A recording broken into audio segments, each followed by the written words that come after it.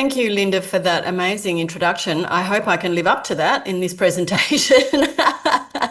But it's great to be part of your network. I think I've known you now a few years, and you continue to astound me with the extraordinary things that you're able to provide your members and the women that you support. So I'm very humbled to be part of your network and to know you personally. So thank you again so much for that. And I know we'll go on to do some pretty major things going forward, because you're definitely one of those women that I want to help promote and definitely accelerate your own success. So welcome everybody else. I'm going to also quickly just mention my team that are on the call, so that if anyone's got any questions and they feel weird about contacting me, not that anyone needs to feel weird, but you go ahead and contact me if you like. But I know sometimes people think, oh, I don't want to contact the CEO or whatever. So I have my team on the call for that reason. Now, you'll see Angela Goodridge heads up our marketing group, and she has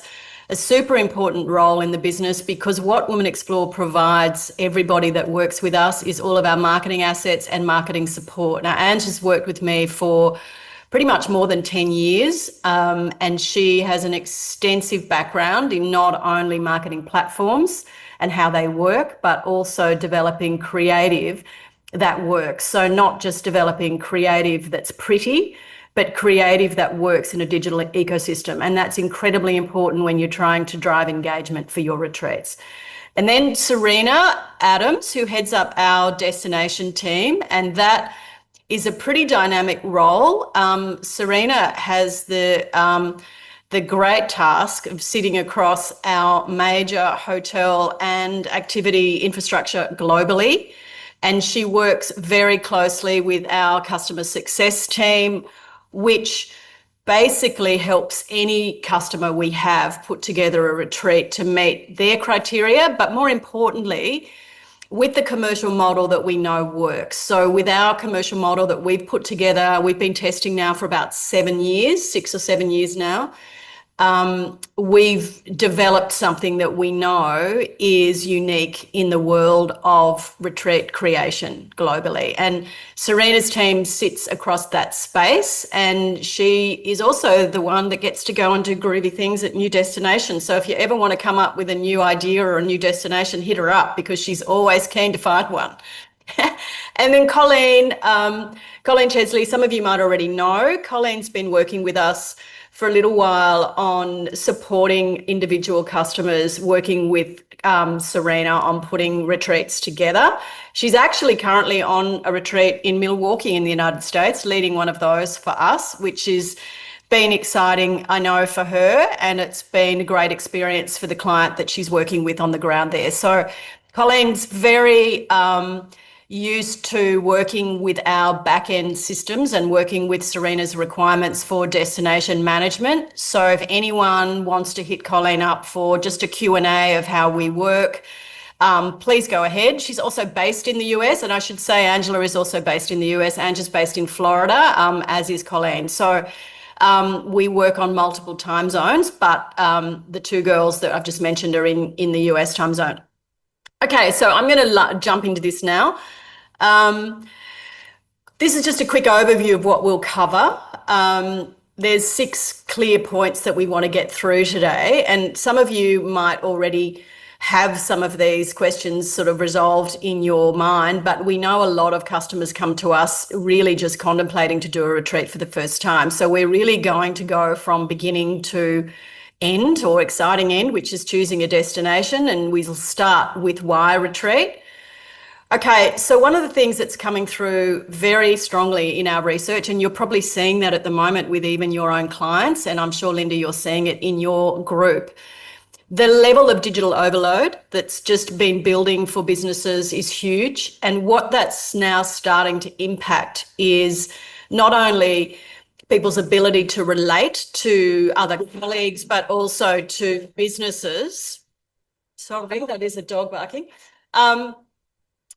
It's really starting to impact relationship building in businesses. And so one of the ways that we know we solve that problem is there is a huge demand now for one-on-one personal face-to-face time. And that's really been caused by the prolific use of digitization, which was accelerated after COVID. Obviously, you get much more focused time with people. You get an opportunity also to really increase your own visibility and authority. And that we find with women is something that they sometimes feel uncomfortable doing, but it's really necessary when you're wanting to engage or broaden your market. And without that, it's really difficult to build profile for what it is that you're wanting to deliver, either a service or a product to your market. That also obviously stretches into loyalty. The more you meet with people, the more they get to know you, the more likely they are to continue working with you. That obviously leads to your retention for your existing customers. I think we all know, basic business school, the more customers that you keep, the cheaper it is for you to have your ongoing revenue streams. It costs a lot to find new customers and keep them. So you're far better off focusing on deepening the relationships you have and having your customers refer people based on the relationship they have with you. You do that incredibly powerfully in retreats. And then what we've built for our clients is a revenue engine. So we don't just build retreats, and we really don't recommend people run retreats just for an experience. People can get an experience from Netflix. That's not what we believe retreats should be built around. Retreats should be built around a really clear strategy and purpose that deliver you revenue. What we really are focused on, and what I know I'm focused on with my career, is a lot of women do a lot of work for not very much money, because they don't feel like there's a need for them to make money out of the business that they run. For some reason, women have been raised to feel that what services they offer, if they charge for those services, they're being pretentious, or they're being difficult, or they're potentially asking for too much. We make sure with our retreat model that you make money out of the retreat. So these things are really important to us, but these are also really industry-driven dynamics. There's a few others that are pretty solid. So the first one there, which is 4 in 10 American travelers are looking for a skillcation. Now, there's obviously a couple of reasons for this. Lots of people like to learn in an experience, but these make them completely tax deductible. So where you've got these sorts of things that you can offer to your client base, they can claim these as business expenses. The wellness experience, or the wellness travel section of the industry at the moment, is really growing off the charts. And what we try and do in a lot of our retreats where there is time is to incorporate what we believe are wellness or kind of self-pampering experiences as part of the retreat, because we think that's really important, particularly again for women to enable themselves to enjoy. We know that the ROI on business growth is enormous with one-on-one relationships, which you can build with retreats. So these stats are not made up. These are very specific. It's why the industry is really growing rapidly and why the demand for it is very high.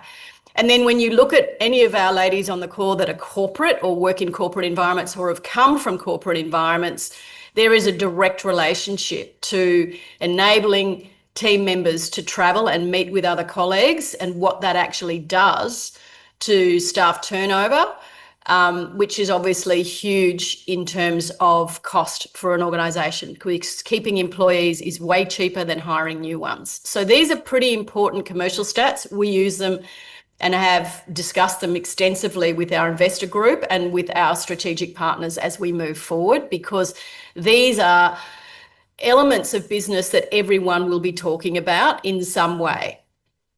Okay, so just to recap, these are why you would build a retreat into your business. And these will be the top 4 points.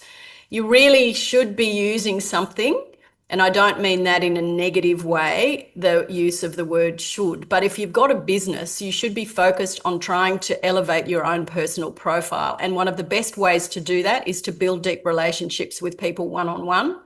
That continues to strengthen the loyalty you have from your customer base so that they continue to see you as a leader in the field that you represent. You then develop an additional revenue stream, which helps you grow your business, because we're all about, and what we should be as successful women in business, growing our business, expanding what we do so that more people can participate in the services we offer, but that we're also more successful and more self-sufficient. And then growing that revenue and turning it into recurring revenue. So we're not scrambling every year to try and find out where is the next source of revenue going to come from in the next financial year. If you embed a retreat strategy into your business strategy, you will not have the fourth problem. This will be automatic. This will be something people expect you to offer, and they will be really looking forward to signing up for them, for your retreats, as they know they're going to be released. You don't have that problem of trying to convince people that all of a sudden going on a retreat is a good idea, because it's part of your strategy. So these are some of the retreats we run at the moment. We have VIP retreats for some clients where they're bringing specific VIP groups in to run very high level, very intense experiences. We have what we call creator-led retreats. That's people that have, or women that have, and in some cases it is now men. We are doing some unisex retreats because the demand for our product has been so strong, but we remain committed to our female-only product. We call them creator-led retreats. They're probably a lot of women on this call fit that category, where you have a subject matter, or you're specifically well known as a consultant, a coach, or potentially a unique product or platform that you are an expert in, and that you may very well be wanting to introduce people to, or expand the depth of your connection with the people that already use that product or skill or platform. We call you creators, retreat creators. There's training and certifications. We've had people running retreats where they already have a platform and they're literally training people that have it on how to use it over a period of days. Event anchored retreats, we'll talk about something exciting that we're about to announce. And actually in this call, we're announcing it for the first time, and then we'll go into our marketing over the next couple of weeks. But events that are anchored around a specific experience. So things like Paris Fashion Week, or the US Open, or PGA golf events in the United States, or really anywhere in the world. So these are obviously great experiences when you're trying to influence people that have great power potentially in your market, or they may be people that you want to reward for being long-term clients. So this would be an elevated experience. Community and masterminds, this is obviously a pretty straightforward one. Getting communities together, talking about deep learning experiences. There's no better way to do that than in a retreat that's really curated. And then team offsites. So we obviously do a lot of these as well, where we're actually working with a client out of Australia who works with great C-level, C-suite networks. And basically what she does is she uses the retreat to build their management strategy for the following year.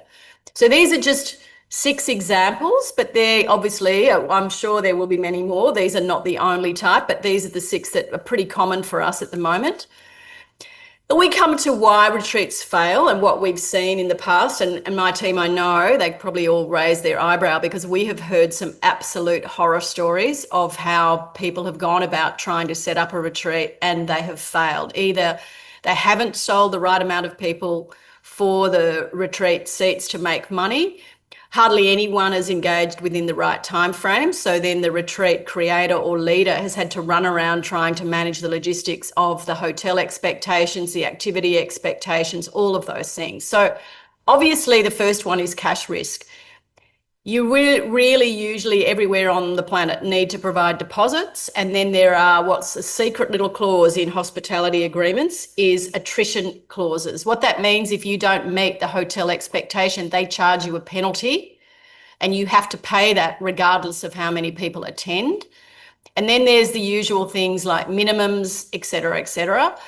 The DIY operations, we've also seen these horror stories where we've had actual customers of retreat creators contact us and complain about the experience they've had because it's been so poor, because it hasn't been managed professionally, because of course, the person leading the retreat isn't a retreat specialist. They're a specialist in the product or service or subject that they offer. They're not a logistics or customer service experience professional. So things can get very uncomfortable And we've definitely seen this in the past. Things with payments as well, people saying they've paid and the retreat creator not being able to find the payment and all sorts of issues there. The third one, I think, is probably one of our most common, and it's where we try and provide the most guidance. So fuzzy info and guesswork pricing, what that means is it's not clear why people should join the retreat. One of the things we do not recommend is that people put a retreat together because they want to go on a holiday somewhere. That is what we would immediately say, no. If someone comes to us, my team are already experienced enough. If they get that from the first inquiry, we will politely say no, because we know it won't work. It has to be very clear, and it has to be, in our view, to be successful. If you're going to really use a retreat program to build revenue, you have to look at it as if it's a product or service, and it should be part of your strategic plan for the year. And in most cases, pretty much all cases, and I think, Serena, you can nod or jump in here because you work very closely with me on this, but every single client we've had that has started with just one retreat with us and that has worked with us on the strategic approach has ended up doing multiple retreats, all of which have sold out. So what we have seen over and over again is very unclear focus, or a very quick, let's smash it together, let's get it on sale, let's do it now. And that makes the whole process for the customer that's trying to engage very confusing. Why am I doing it? Why am I going to this destination? What's it part of? What am I supposed to get? And then because it's been put together very, very quickly, you're basically pricing it at gut level. So you don't know, is it too much? You don't know till you see whether or not anyone buys it. Then is it people are buying it because it's too late in terms of how you've released it, or is it priced too high? Now you're guessing as to why people aren't engaging with you quickly enough. And that's all purely because there's been no strategy applied to why you put it together and then how you launch it, which immediately connects to usually very weak demand and very thin margins. So people end up thinking they're going to make a lot of money out of a retreat. They get all excited. They launch it really quickly. They run around doing all the work for it. And then all of a sudden, instead of 10 people, they're taking 2 or 3. So all of a sudden, they're not making any money. And in some cases, we've had women actually have to pay to go on their own retreat themselves because they've ended up getting themselves in a situation. We've even had a corporate client, which I found extraordinary at the time, but it's actually a fact, who ended up having to pay massive penalties years after the retreat had been run because the person that signed the contract for the retreat for multiple people did not read it, and they ended up being caught with attrition clauses for 30 or 40 people, which can be in the tens of thousands of dollars. So these sorts of things are very common, by the way, because the hospitality industry, as you probably all know, are not great at making it transparent as to how their industry works. Duty of care gaps, obviously missing insurance. People don't realise if someone gets hurt on your retreat and you don't have the right insurance, you're liable for this. You're liable for anything that they claim.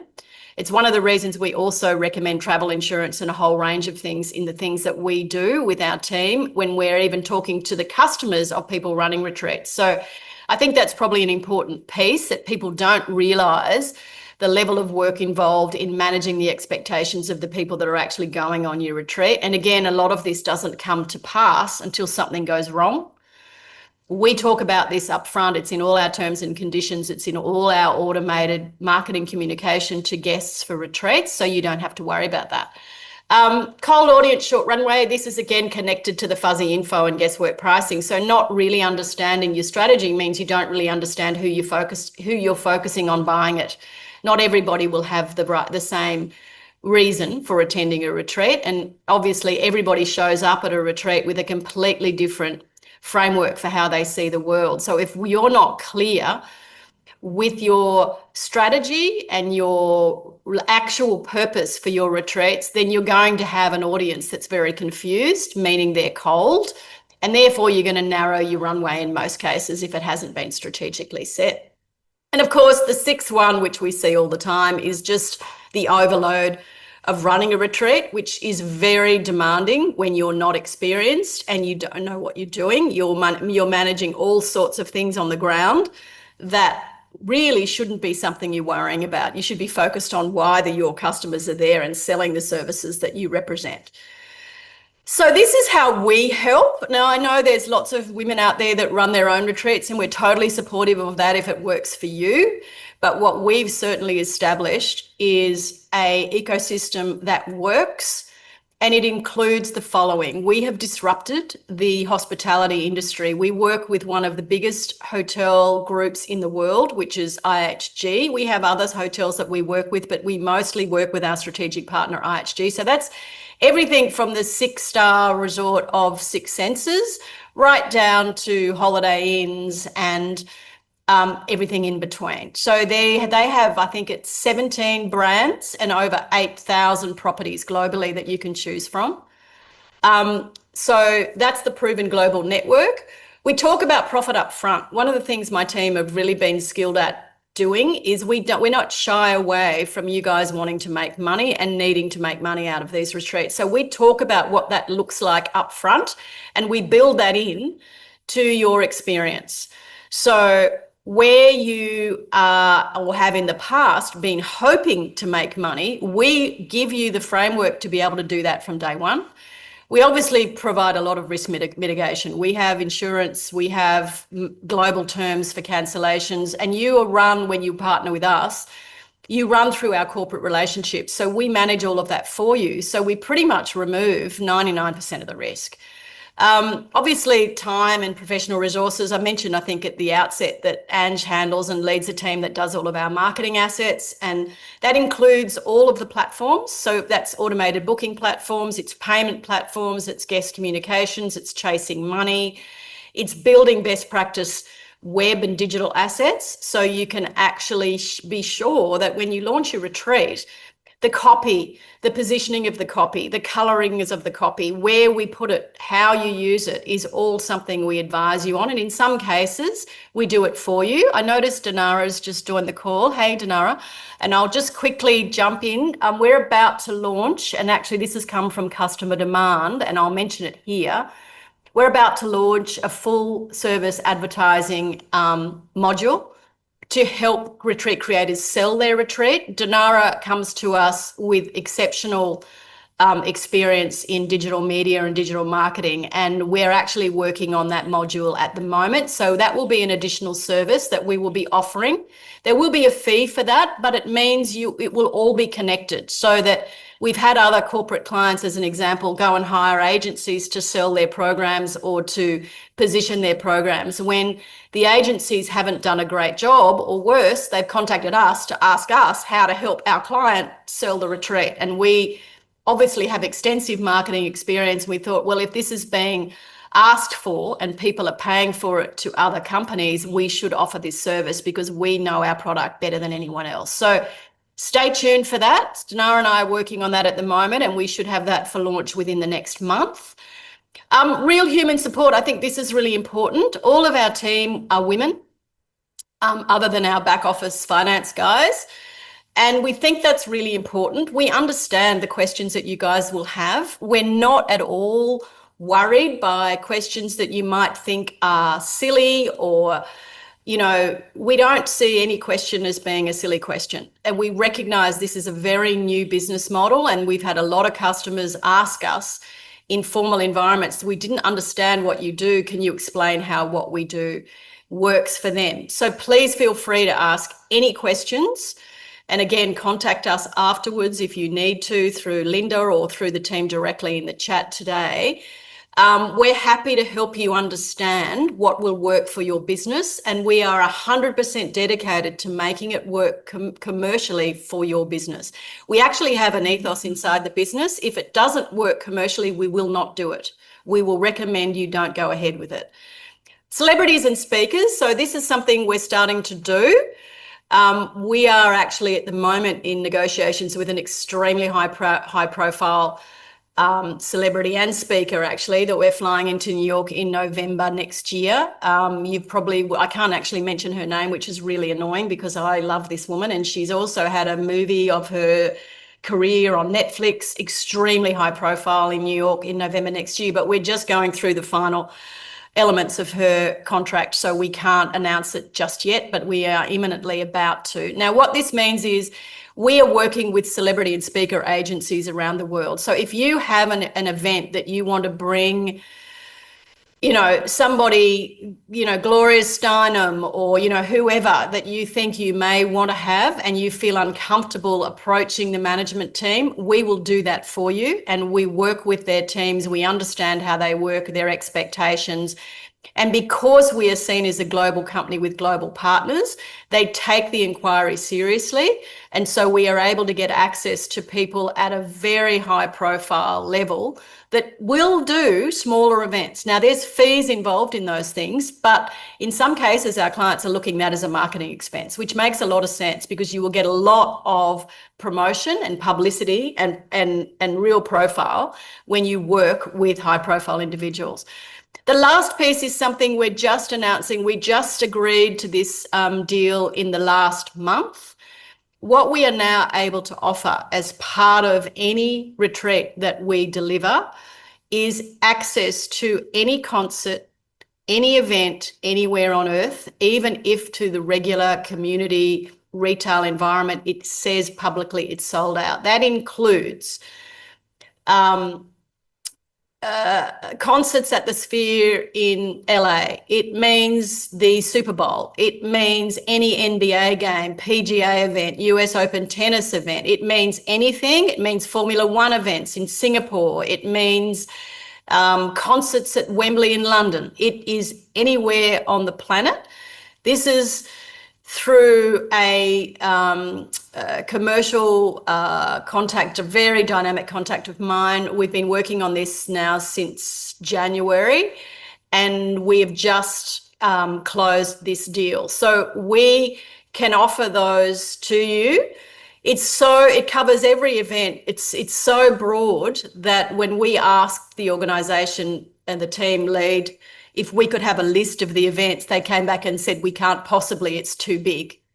Any event you want to access, we can access. Now, how that works is, a lot of people don't realise this, but there's actually a very large existing backroom platform that exists for all concert promoters globally. And when they do an announcement for an event, they all plug the events into that back-end system. We have done the deal with the company that owns the back-end system. So we now have access to anything plugged into it in real time. So we can get private boxes, we can get individual tickets, we can get group experiences. So we can get VIP experiences as well. So this is a pretty exciting piece, and you'll hear more about that in our marketing over the coming weeks. But we're all, in fact, even our investor group, everybody in our business is quietly putting their personal list together to go and attend whatever event they can, which is always something fun to do. So how does it work for us? So quickly, there's only 3 steps, very straightforward. You get in touch with the team. And the first point of call would probably be Colleen or Serena at the moment. And you just let us know what you are expecting to do and what you would like to do and when you would like to do it. You can also just go, by the way, to our website and you can fill out, there is a retreat ready document that prompts you when you go to our website. You can just fill that out. That goes straight into our internal sales coordination team. They'll have a look at that. Please make sure you put an accurate contact number and email address. We'll get back to you with some ideas based on what you've told us you want to do. And that's pretty much where the process starts. We'll then look at, once we finalise what you're thinking of doing and giving you a bit of an overview of how it works for you and in that time frame and in that destination, we then go ahead and secure all the venues. We then get all the pricing set for you. We talk you through the profit that you'll make on it. And then we start to position it with the marketing team. So then it'll go into our marketing team. They'll build all the digital assets around your specific requirements. They'll give them to you. So for instance, we develop not only your web landing pages that you can run off your website, we create all the assets for you to use in social media as well. So you don't have to worry about that. That's not an extra cost either, by the way. That's something that goes with your retreat package. And that we do that so that we can give you confidence that it will be positioned professionally and it's being developed from a marketing perspective with professional marketing filters so that we're not guessing. We've been working in the marketing fields. I think my first professional 20 odd years was leading marketing teams. So I've worked on agency side as well as C-suite and in startups. So, and shadowing me at that level, we know pretty much everything there is to know about how to get marketing assets developed and put out there. And if we don't know it, we're working with people like Dinara and others that we brought onto the team in the industry that we can quickly get to support anything that we work on from a marketing perspective. And we know how important that is. And so that's why we provide it. So it's pretty much 3 steps. It's not a big deal. It's just 1, 2, 3. And again, any questions in between those steps, we're happy to answer. I think I just mentioned the retreat checklist on the website, but this is pretty much the 10 standard questions that we ask, and they're pretty straightforward. I don't really need to spell them out to you here. But some of them, again, I'm just repeating what we've said earlier, some of the big pitfalls is not knowing who you're selling it to. That's really important. And why they should attend. Like, what are you trying to get them to do? How do they engage with you? What's the best way to talk to them about what you're doing? Do you know roughly what's the expectation in price and time in a lot of cases too? Can they go for 7 nights or can they only go for 3? We have a standard that we work to. We work to pretty much 7 or 3 because, again, we've tested those 2 models over 6 or 7 years now, and we know the ebb and flow of an experience that's set over 3 nights or 7 nights. So we know there is a process people go through. Obviously, the more complex the information, the deeper relationship you want to build, we'd recommend a 7-night. If it's a smaller engagement and you're trying to build them as part of your strategy, we would recommend that you start with a 3-night and move to having a 7-night as a one-off during the year. What else? How does the retreat align with what your brand is? That's very important, and that goes back to strategy. How and why are you building them? Ideally, they should be built as a yearly strategy that build one-on-one over years, not just once a year because it's a new destination and you'd like to go there for a holiday. Not a great way to set up a retreat and not a productive way to build recurring interest in your retreats. Why you? That's a really important one. What makes you different? We will help you work on that with our copy and the marketing support we give you. Long-term goals, that goes to strategy. We think these are incredibly important in profiling who you are and what you do and building that. Marketing plans, again, super important, and they need to be built strategically, not just email lists that get fired out on a weekly basis, hoping someone will book because they saw your email. Payments, logistics, all that sort of stuff. We obviously handle all of that, and we manage the expectations of your guests. So all of the customer inquiries come through us, and we manage that with you so that you're kept in the loop, but you don't have to handle the day-to-day of, what kind of a suitcase I should bring, what sort of swimwear I should wear, what am I eating? I have special food requirements. We handle all of that for you. This is probably one of the most important ones. We've left it to the last so that it's a bit more of a focus, but really running retreats take you away from your day job. Do you really have the time to do it properly? I would suggest all of the women that I know, the answer to that is no, you don't. It's a completely separate business model, and you should look at it as such, and you should partner with an organisation that can help you deliver them successfully and with the elevated profile that you really deserve to get out of them, not just winging it. So I would look at the dynamics of a retreat as a completely separate business strategy that helps you develop an alternative revenue stream, and that's how you should run it and manage it. And if you do, you'll be very successful at doing it. And then obviously just making sure you consider all the risks, but we obviously handle that and advise you on those sorts of things. So that is on the checklist off the website, and I'm pretty sure if anyone contacts us directly, if they don't for some reason can't go to the website, we can send this to you directly. It's a PDF document we can download for you. And this is just a bit of fun. There's a bunch of different destinations we've got coming up, and we basically have different ideas. We're about to launch a culinary stream. I was actually talking to Serena about this yesterday. We won't launch this though until probably the first quarter of next calendar year, but that's pretty exciting, where you'll have deep cultural immersions for culinary experiences, and we can do them in multiple countries around the world. We're just talking with someone who will lead those at the moment.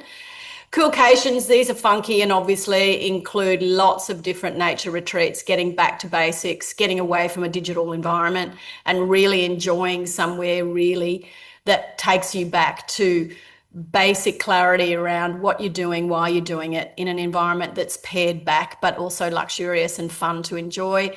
We also do a lot of city hubs. We've got some really funky ones coming up. We've got some ones, New York is a very popular one for us at the moment.